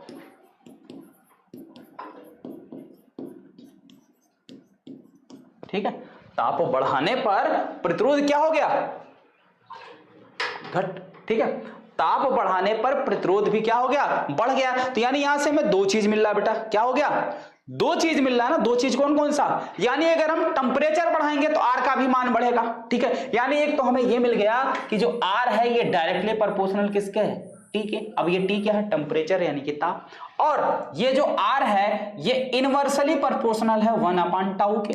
टाउ क्या है, श्रांतिकाल, यानी जब हम ताप बढ़ाते हैं तो श्रांतिकाल क्या होता है, घट जाता है, यानी टाउ कम हो जाता है, तो आर का मान बढ़ जाता है। ठीक है, क्लियर है। चलिए अब इसको अलग से हम लोग इस चीज को अलग से समझ लेते हैं, इस टॉपिक को, कि प्रतिरोध का ताप पर क्या प्रभाव पड़ता है, इसे अलग से समझ लेते हैं। तो चलिए एक अलग से हेडिंग लगा लीजिए कि प्रतिरोध पर ताप का प्रभाव, क्योंकि बहुत इंपॉर्टेंट है भाई यहां से। ठीक है, ये जो अलग वाला टॉपिक है यहां से, ये चौथा जो पॉइंट है यहां से क्वेश्चन बनता है। तो ध्यान दीजिएगा भाई, एक बार आप लोग बेटा सेशन को लाइक शेयर करते चलिएगा। ठीक है, जितने भी बच्चे देख रहे हैं बेटा एक बार जोरदार तरीके से सेशन को लाइक शेयर कर दीजिए। बताइए यहां तक बातें क्लियर है, जल्दी से कमेंट सेक्शन में बताओ हाँ या ना, यहां तक क्लियर है। चलिए आगे बढ़े, अब हेडिंग लगा लो कि प्रतिरोध पर ताप का प्रभाव।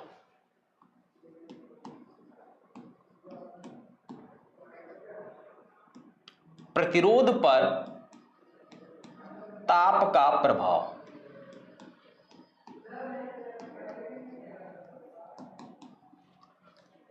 प्रतिरोध पर ताप का प्रभाव। ओके, अब ये प्रतिरोध क्या चीज है भाई, अभी भी हमने आप किसके बारे में सीखा, ताप। जैसे मान लीजिए ये तो हमें समझ में आ गया कि अगर हम किसी भी चालक तार का ताप बढ़ाते हैं तो उसका जो प्रतिरोध है वो क्या होता है, बढ़ जाता है। क्या होता है, बढ़ जाता है। ठीक है, तो सबसे पहले चीज तो यही लिखेंगे कि ताप बढ़ाने पर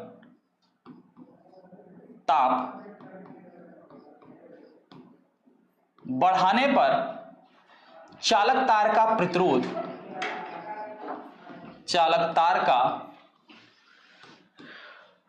प्रतिरोध बढ़ जाता है। ठीक है, इतनी बात समझ में आ गई, बोलिए। अब मान लेते हैं कोई चालक तार है जिसका प्रतिरोध कितना है, R है, ठीक है।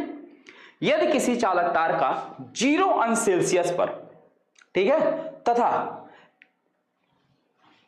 चलिए मानते हैं भाई, माना कोई चालक तार, माना कोई चालक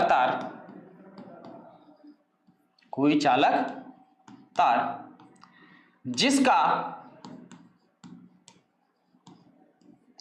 0 अंश सेल्सियस पर प्रतिरोध, 0 अंश सेल्सियस पर प्रतिरोध R, ठीक है, R0 है, तथा T अंश सेल्सियस पर प्रतिरोध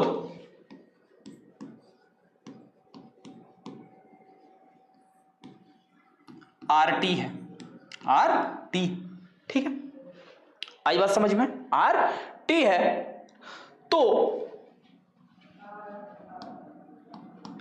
चालक तार का जो नया प्रतिरोध होगा RT, ये बराबर होगा R0 into 1 plus alpha T के, इंटू 1 प्लस अल्फा टी के, ठीक है। जहां अल्फा क्या है,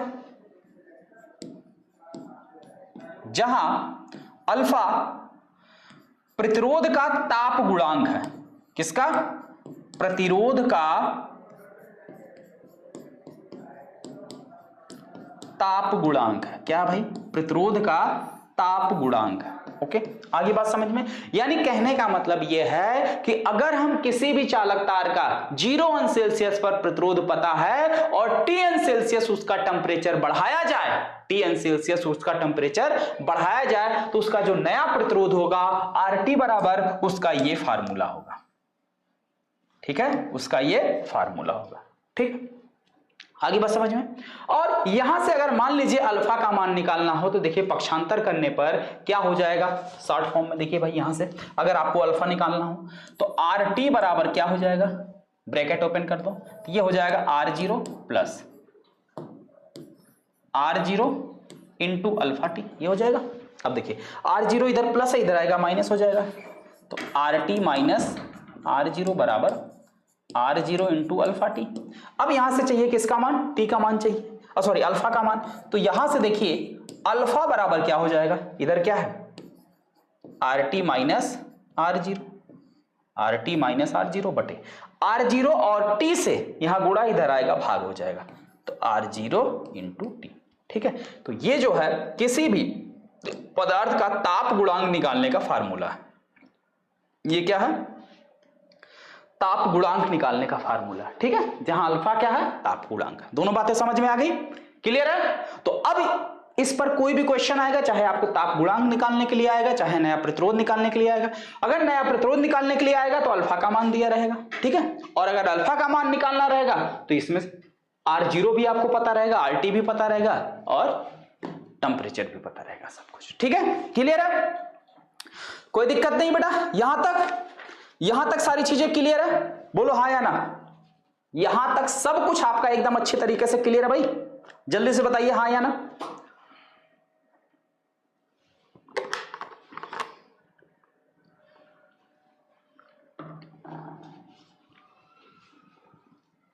क्लियर, चलिए अब एक बार आप लोग जोरदार तरीके से और इस सेशन को लाइक और शेयर कर दीजिए, जिससे और भी बच्चे इस सेशन के साथ जुड़ सके। अपने दोस्तों को भाई शेयर कर दीजिए। और आज के इस सेशन का लास्ट टॉपिक देखिए भाई, लास्ट टॉपिक क्या, अगर हम किसी चालक तार को ऐसे पकड़कर रबड़ की तरीके से खींच दें, अगर हम किसी चालक तार को पकड़ के रबड़ की तरीके से खींच दें, तब क्या उसका प्रतिरोध चेंज होगा या वही रहेगा, अगर चेंज होगा तो कितना होगा, ठीक है, आइए देखते हैं। और आप क्वेश्चन बैंक उठा के देख लीजिएगा या प्रीवियस ईयर क्वेश्चन पेपर देख लीजिएगा, ये जो टॉपिक बताने चल रहा हूं इस पर न्यूमेरिकल आपके एग्जाम में आया है, ठीक है। तो ध्यान से देखिएगा, एकदम सरल है, बहुत ही आसान है, ये कक्षा 10 में भी ये चीज आप पढ़ चुके हैं। तो लिखिए तार को खींचने पर, ठीक है, तार को खींचने पर प्रतिरोध का पर प्रभाव, तार को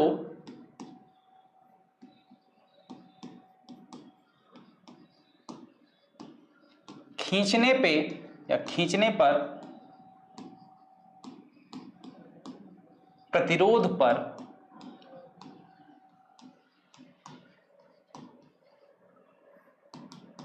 प्रभाव। ठीक है, अगर हम किसी तार को बेटा खींच रहे हैं तो उसकी प्रतिरोध पर क्या प्रभाव पड़ेगा। जैसे मान लो बेटा, मान लिया कोई चालक तार है, माना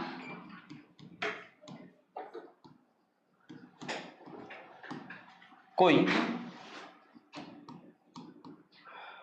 चालक तार है जिसकी लंबाई L1 है। क्या है? L1। तथा परिच्छेद का क्षेत्रफल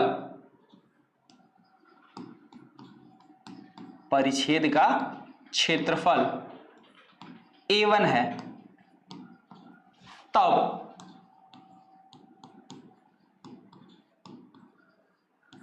चालक का आयतन क्या हो जाएगा भाई? तब चालक का आयतन V1 बराबर क्या हो जाएगा? आयतन बराबर क्या होता है? क्षेत्रफल गुणे ऊंचाई। क्षेत्रफल क्या है? A1 है। A1 into L1। ये आपका समीकरण नंबर 1 बन गया। बोलो, ये क्या बन गया भाई? आपका एक समीकरण बन गया, समीकरण नंबर 1। ठीक है, और यदि इस चालक तार की प्रतिरोधकता जो है, अब प्रतिरोधकता क्या है अभी आगे पढ़ाऊंगा। ठीक है, यदि तार की प्रतिरोधकता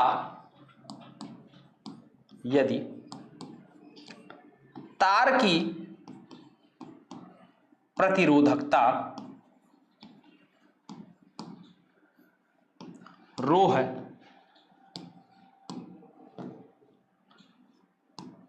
रो हो, तब चालक का प्रतिरोध कितना हो जाएगा? चालक का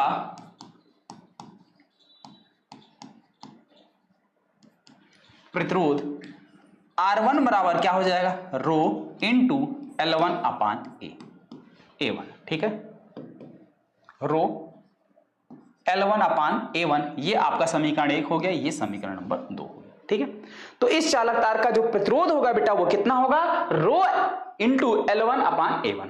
अब देखिए, अब इसी चालक तार को खींचकर इसकी लंबाई हम क्या कर देते हैं भाई? n गुना कर दे रहे हैं। ठीक है, यदि,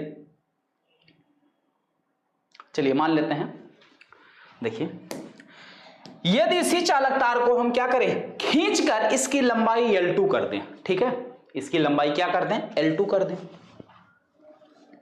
यदि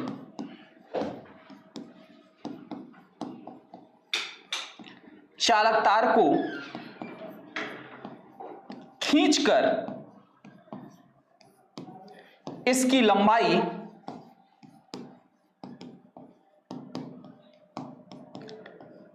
L2 कर दी जाए, तब इसके परिच्छेद का क्षेत्रफल कितना हो जाता है? A2 हो जाता है। क्यों? क्योंकि अगर हम किसी चालक तार को खींचेंगे तो वो उसकी जो मोटाई है वो क्या होगी? कम होगी, यानी कि पतली हो जाएगी, बदल जाएगी। ठीक है, आगे बात समझ में? तो अगर हम लंबाई L2 कर रहे हैं तो मान लेते हैं क्षेत्रफल भी कितना हो जाता है? A2 हो जाता है। तब परिच्छेद का क्षेत्रफल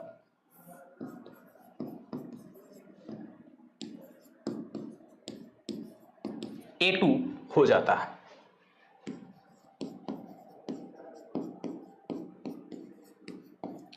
अब देखिए, तार की लंबाई बदलने पर उसके प्रतिरोधकता पर कोई प्रभाव नहीं पड़ता, चाहे उसको मोटा करो, पतला करो, या काटो या पीटो। ठीक है, अगर जैसे मान लीजिए ये हमारा क्या भाई पेन है, इस पेन के हम चाहे 2 टुकड़े करें, चाहे 3 टुकड़े करें, चाहे 4 टुकड़े करें, ऐसे खींचकर कितना भी बड़ा करें। ठीक है, इसकी जो प्रतिरोधकता है वो वही रहेगी। इसकी जो प्रतिरोधकता है, यानी कि जो एक तरीके से कह लीजिए भैया जो डेंसिटी होती है, ठीक है, वो जैसे हम ये नहीं कह रहे कि प्रतिरोधकता डेंसिटी है, लेकिन जैसे इस पेन के बारे में बात कर रहा हूं, इस पेन की जो डेंसिटी है, चाहे 1 टुकड़ा करो, चाहे 2 टुकड़ा, चाहे जितना टुकड़ा करो, डेंसिटी वही रहेगी, सेम टू सेम रहेगी। ठीक है, तो उसी तरीके से अगर हम चालक तार को खींच रहे हैं तो उसका सिर्फ लंबाई बदलेगा, मोटाई बदलेगा, लेकिन रो नहीं बदलेगा। ठीक है, हो जाता है। लेकिन लेकिन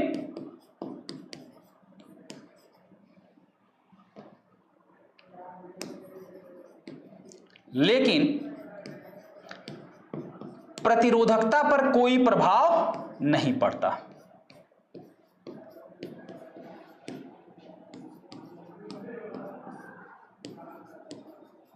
कोई प्रभाव नहीं पड़ता। तब चालक का नया प्रतिरोध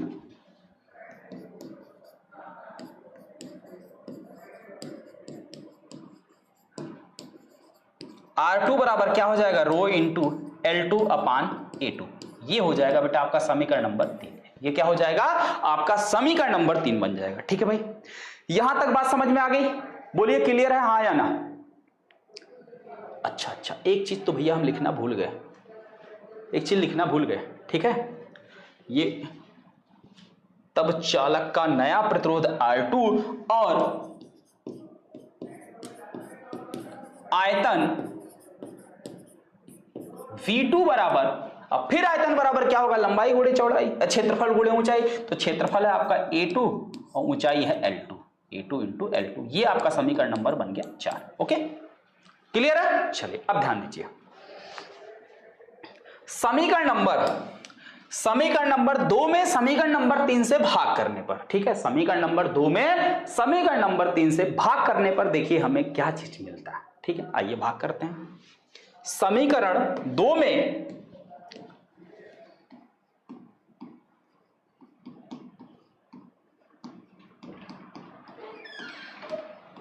तीन से भाग करने पर समीकरण 2 क्या है, ये R1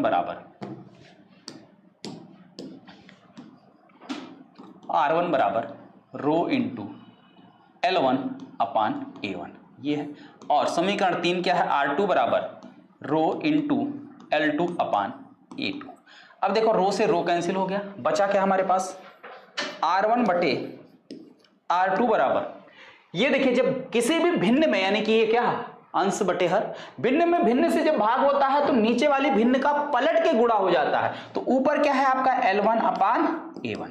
अब नीचे वाली जो भिन्न है इसको पलट दो, यानी A2 नीचे, A2 चला जाएगा ऊपर, गुणे अभी हो जाएगा A2 अपान L1। तो इसे हम कैसे, सॉरी L2, इसे ऐसे भी लिखा जा सकता है, R1 बटे R2 बराबर L1 बटे L2 इंटू A2 बटे A1। ठीक है, ये फार्मूला बना, प्रतिरोधों के अनुपात का ये नया फार्मूला बना। चलिए अब अगर ये नया फार्मूला बन गया, अब ध्यान दीजिए, अगर हम इसी चालक तार को, ठीक है भाई, चालक तार हमारा वही है, चालक तार मान लीजिए अगर इतना बड़ा हमने तार लिया था, इसका आयतन मान लीजिए कुछ भी रहा हो। अब इसको अगर हम क्या करें, बड़ा करें, क्या करें, बड़ा करें, खींचें, तो ये तो लंबाई तो इसकी बढ़ जाएगी, मोटाई घट जाएगी, लेकिन क्या इसका आयतन बदलेगा? बोलो, आयतन बदलेगा बेटा? आयतन नहीं बदलेगा। ठीक है, क्यों नहीं बदलेगा? क्यों नहीं बदलेगा? जैसे मान लीजिए यही है, इतना पानी है, ये पानी बोतल में भरा हुआ है, यानी कि बोतल के शेप का इस प्रकार से, और इसी को हम मान लेते हैं ये हमारा चालक तार है। ढक्कन बंद हो जाए भाई। ठीक है, मान लेते हैं ये हमारा चालक तार है। अब यही जो इसके अंदर पानी है, इसी पानी को किसी पतले पाइप में डाल दें और पूरा पानी, तो क्या हमारा पानी का जो आयतन था, जिसे मान लीजिए अगर ये 1 लीटर है, तो 1 लीटर के पाइप में अगर हमने डाल दिया तो अब भी आयतन वही है, 1 ही लीटर है, बस क्या है, शेप बदल गया है। ठीक है, साइज बदल गई है, सब कुछ बदल गया है, लेकिन आयतन नहीं बदला है। ठीक, तो वही सेम चीज है, तार को हम खींचकर उसकी लंबाई बढ़ा दिए, मोटाई घटा दिए, लेकिन आयतन वही रहेगा। ठीक है, तो लिख लीजिए एक स्टेप कि तार का आयतन चेंज नहीं होता, तार का आयतन नियत रहता है, नियत रहता है। ठीक है, तब अतः क्या हो जाएगा, जो आपका समीकरण नंबर 1 और 4 है दोनों बराबर होंगे। अतः B1 पहले आयतन बराबर बाद वाला आयतन, पहले का आयतन क्या है A1 इंटू L1, बाद का आयतन क्या है A2 इंटू L2। ठीक है, इससे भी कोई समीकरण बना लीजिए। ये आपका समीकरण नंबर 5 बन गया। ये क्या बन गया? समीकरण नंबर 5 बन गया। ठीक है, चलिए अब देखिए भाई, अगर ये 5 बन गया तो अब इसमें दो स्थितियां हैं। केस नंबर 1, अगर हम चालक तार को खींचकर उसकी लंबाई बड़ी कर दें या उसको दबा के छोटा कर दें, दो ही चीजें हो सकती हैं। या तो हम इसको प्रेस करके छोटा करें या तो इसे खींच करके बड़ा करें। ठीक है, तो चलिए सबसे पहले हम लोग केस नंबर 1 पढ़ते हैं। केस 1, यदि चालक तार की लंबाई को खींचकर n गुना कर दिया जाए, कितना? n गुना। यदि तार की लंबाई को खींचकर n गुनी कर दी जाए, n गुनी कर दी जाए,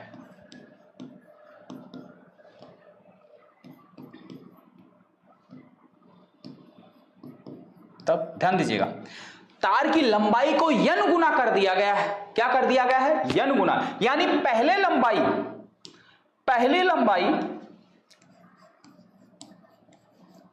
यदि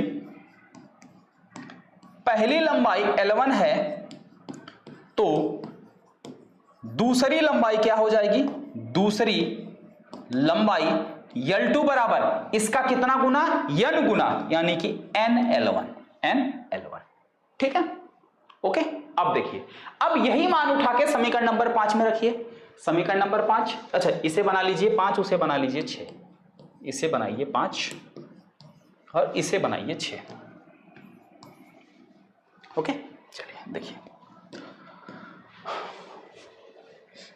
यहां से समीकरण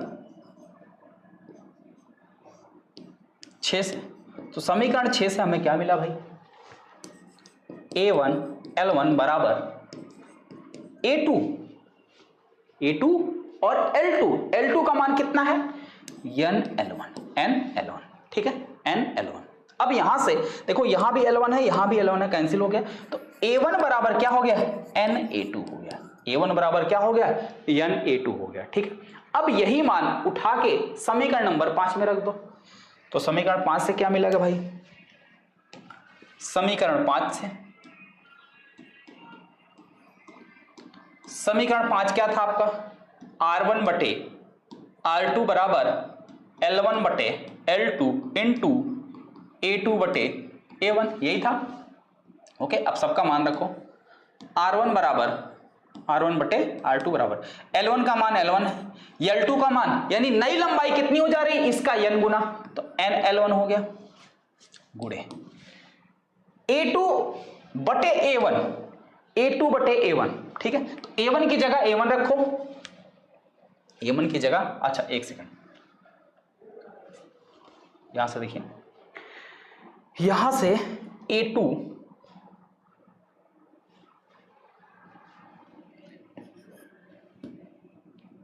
ये n से इधर क्या है? गुणा है, इधर आएगा भाग हो जाएगा। n से इधर क्या है? गुणा, इधर आएगा भाग हो जाएगा। तो ये हमें मिल गया A1 बटे A2 बराबर n। A1 बटे A2 बराबर क्या हो गया? n हो गया, या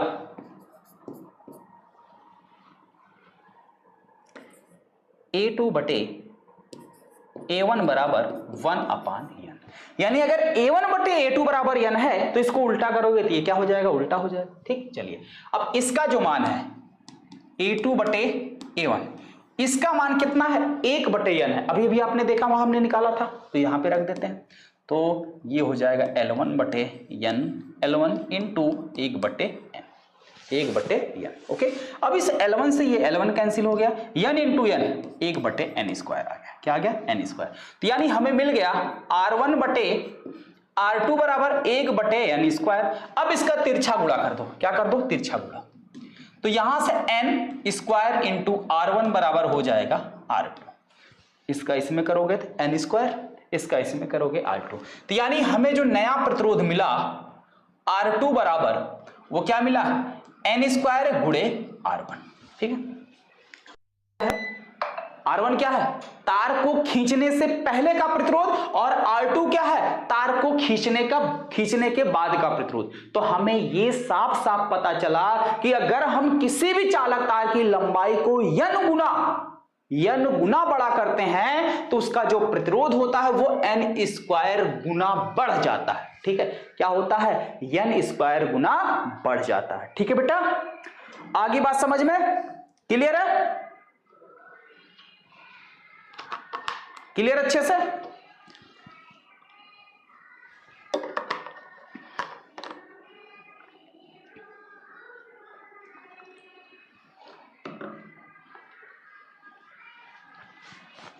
अब इसी तरीके से, ठीक है, जो केस 2 है, जो आपका केस 2 है, अगर उसकी हम त्रिज्या को क्या करते हैं, 1/n गुना कर दें। ठीक है, यदि त्रिज्या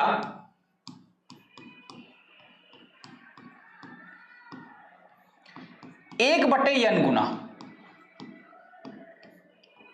यदि त्रिज्या 1/n गुना करते हैं तब नया प्रतिरोध कितना होगा, तब नया प्रतिरोध, अब देखिए यहां पे ध्यान देना बेटा, सिंपल लंबाई अगर आप n गुना कर रहे थे तो प्रतिरोध n² गुना बढ़ा, लेकिन यहां त्रिज्या 1/n कर रहे हो तो भैया ये क्षेत्रफल है। क्षेत्रफल होता क्या है, मोटाई का क्षेत्रफल क्या होता है भाई, किसी भी तार के अनुप्रस्थ परिच्छेद का क्षेत्रफल πr², यानी त्रिज्या का वर्ग। तो त्रिज्या का वर्ग मतलब हो गया n²। ठीक है, अब जब पूरा सॉल्व करोगे n था तो n² आया, अब अगर n² है तो n⁴ आ जाएगा। ठीक है, तो नया प्रतिरोध n⁴ गुना बढ़ जाएगा।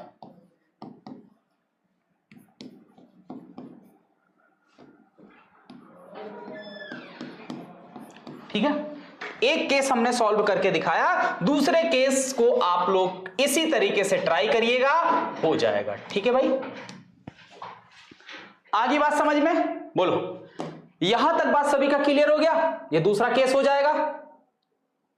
ठीक है, चलिए अब देखिए भाई, जितने भी बच्चे इस सेशन को देख रहे हैं जो अभी तक इस बैच से नहीं जुड़े हैं बेटा, आप सभी लोग शुभम क्लासेस के टॉप 100 बैच से जरूर जुड़ जाइएगा। जैसा कि आप देख रहे हैं, शुभम क्लासेस से पढ़कर हर साल की तरह इस बार भी बोर्ड एग्जाम में बच्चों ने जबरदस्त तहलका मचाया है। पूरे उत्तर प्रदेश में रैंक 1 पोजीशन हासिल किया है, और सिर्फ एक बच्चा नहीं, ऐसे देखिए बहुत सारे स्टूडेंट हैं जो अपने जिलों में भी रैंक 1 हासिल किए हैं, यानी कि स्टेट टॉपर रहे हैं। स्टेट टॉपर के साथ साथ डिस्ट्रिक्ट टॉपर भी हैं। ठीक है, तो आप सभी भी अगर अभी तक बैच से नहीं जुड़े हैं तो बेटा बिल्कुल भी देर ना करें। बैच से जुड़ने के लिए बैच में क्या क्या चीजें मिलेगी शुरू में मैं बता चुका हूं, यहां पे देख सकते हैं। ठीक है, और बैच से जुड़ना कैसे है, तो जुड़ने के लिए आप अपने मोबाइल के प्ले स्टोर पे सर्च कर लीजिएगा शुभम क्लासेस ऐप, वहां से इसे डाउनलोड करके ओपन कर लीजिएगा, यानी कि इंस्टॉल कर लीजिएगा। ठीक है, 12th का सेक्शन ओपन करिएगा, जो भी बैच है बैच को बाय नाउ पर या ठीक है इंटरेस्टेड नाउ जो भी ऑप्शन आएगा उस पर क्लिक करोगे तो एक पॉपअप खुलेगा, यहां मोबाइल नंबर मांगेगा, यहां पे आप अपना मोबाइल नंबर डालना। जैसे ही आप अपना मोबाइल नंबर डालोगे तो आपके मैसेज में एक पेमेंट का लिंक जाएगा, उस लिंक को ओपन करके पेमेंट कर दोगे तो ऑटोमेटिक आप बैच से जुड़ जाओगे। ठीक है, और अगर आप ऐसा नहीं कर पा रहे हैं तो यहां पे देखिए QR कोड दिया गया, इस QR कोड को स्कैन करिए और 1799 रुपए पेमेंट करके उसका स्क्रीनशॉट इस दिए गए नंबर पर व्हाट्सएप कर दीजिए। 15 मिनट के अंदर आपको बैच में जोड़ दिया जाएगा। ठीक है, तो जितने भी बच्चे देख रहे हैं बेटा जल्दी से आप लोग कमेंट सेक्शन में बताओ आज का सेशन आप सभी को कैसा लगा, वीडियो पसंद आया तो मिलते हैं हम लोग अगले सेशन में। और आज के लिए इतना ही, और जो अभी तक चैनल को सब्सक्राइब नहीं किया बेटा चैनल को सब्सक्राइब करके बेल आइकन का बटन जरूर दबा लेना। Okay, thank you.